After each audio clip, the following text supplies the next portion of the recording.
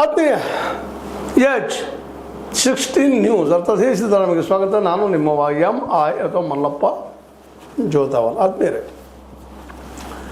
ಬಿಡದಿ ರೈತ ಸಮಸ್ಯೆ ಅಥವಾ ಭೂ ಸ್ವಾಧೀನ ಮಾಡ್ಕೊಳ್ಳೋಂಥ ಒಂದು ಆರ್ಡರ್ ಇವತ್ತು ಯಾವ ಹಂತಕ್ಕೆ ಬಂದು ನಿಂತದಂದ್ರೆ, ಬದ್ರಾಗಿ ಡಿ ಕೆ ಶಿ ಅವರು, HDK ಅವರು.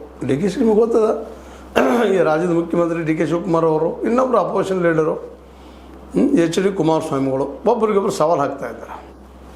ಬನ್ರಿ ಚರ್ಚೆ ಮಾಡೋಣ, ನೀವು ವಿಧಾನಸೌಧಕ್ಕೆ ಬರ್ರಿ ಅಂತ ನಮ್ಮ ಡಿ ಕೆ ಶಿವಕುಮಾರ್ ಅವರು. ಇಲ್ಲ, ಇಲ್ಲಿ ಬಿಡದಿ ಬರ್ರಿ, ಜನರ ಮಧ್ಯದಲ್ಲಿ ಮಾತಾಡೋಣ ಓಪನ್ ಆಗಿ ಅಂತ ಇವರು ಯಾರು ಹಿಂಸೆಡ್ತಾ ಇಲ್ಲ. ಇಬ್ಬರಿಗೂ ಇವತ್ತು ರಾಜಕೀಯ, ಅದರಲ್ಲೂ ಮುಖ್ಯವಾಗಿ ಕುಮಾರಸ್ವಾಮಿಗಳಿಗಂತೂ ರಾಜಕೀಯವಾಗಿ ಇವತ್ತು ಅಳಿವುಳಿನ ಪ್ರಶ್ನೆ.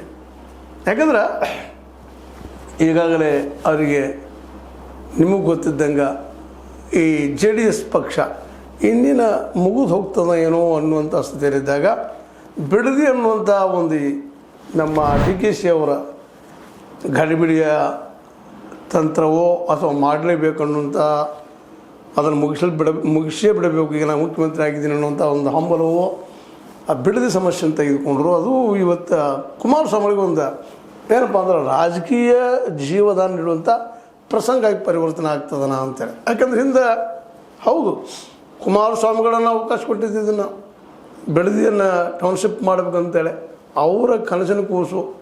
ನಂತರದಲ್ಲಿ ಯಡಿಯೂರಪ್ಪನವ್ರು ಬಂದರು, ಬೊಮ್ಮಾಯಿಯವರು ಬಂದರು, ಎಲ್ಲರೂ ಪ್ರಯತ್ನ ಮಾಡಿದವ್ರನ್ನ. ಯಾಕಂದ್ರೆ ಇಲ್ಲಿ ಭಾಳ ಮಹತ್ವದ ಏನಪ್ಪ ಅಂದರೆ, ಯಾರೂ ಇರಲಿ ಇವತ್ತು ಕುಮಾರಸ್ವಾಮಿಗಳೇನೋ ಡಿ ಕೆ ಶಿ ಅವ್ರಿಗೆ ಅನ್ಬೋದು, ನೀವು ಇಲ್ಲಿ ಲ್ಯಾಂಡ್ ಮಾಫಿಯಾ ಮಾಡ್ತೀರಿ, ಅದರಲ್ಲಿ ಸಾಕಷ್ಟು ದುಡ್ಡು ಹೊಡ್ಕೊಂತಾಗ್ತೀರಿ, ಮತ್ತು ಅದು ಇದು ಅಂತ ಆರೋಪ ಮಾಡ್ಬೋದು, ಇಲ್ಲ ಅಂತಲ್ಲ. ಯಾಕಂದರೆ ಇವತ್ತು ಲ್ಯಾಂಡ್ ಮಾಫಿಯಾದಿಂದ ಜಬರ್ದಸ್ತ್ ದೊಡ್ಡ ಲಾಭ ಆಗ್ತದೆ, ಅದಕ್ಕಾಗಿ ನೀವು ಮಾಡ್ತಾಯಿದ್ದೀರಿ ಅಂತ. ಒಂದು ವೇಳೆ ಇವರು ಇದ್ದರು ಅದನ್ನ ಕೆಲಸ ಮಾಡ್ತಿದ್ರು, ಅದರಲ್ಲಿ ಎರಡು ಮಾತಿಲ್ಲ, ಇವರು ಸಹಿತ ಮಾಡಿದ ಉದ್ದೇಶದಿಂದ.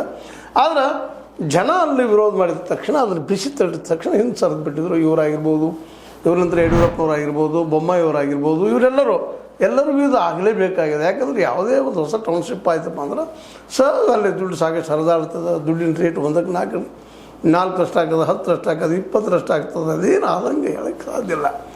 ಹೀಗಾಗಿ ಅದನ್ನು ಸಾಕಷ್ಟು ಲಾಭ ಬರ್ತದೆ. ಸ್ವತಂತ್ರವಾದ ಮೀಡಿಯಾಗೆ ಬೇಕಾಗಿರುವುದು ಸ್ವತಂತ್ರ ಧ್ವನಿ. ಆ ಸ್ವತಂತ್ರ ಧ್ವನಿ ಉಳಿಸಲು ನೀವು ಮಾಡಬೇಕಾದದ್ದು ಇಷ್ಟೇ. ಅದೇನಪ್ಪಾ ಅಂತಂತಂದ್ರೆ, ನಿಮ್ಮ ಕೈಲಾದಷ್ಟು ಸಹಾಯ ಈ ಚಾನಲ್ಗೆ ಮಾಡಿ ಹಾಗೂ ನಿಮ್ಮ ಧ್ವನಿಯನ್ನು ಕಾಪಾಡಿಕೊಳ್ಳಿ.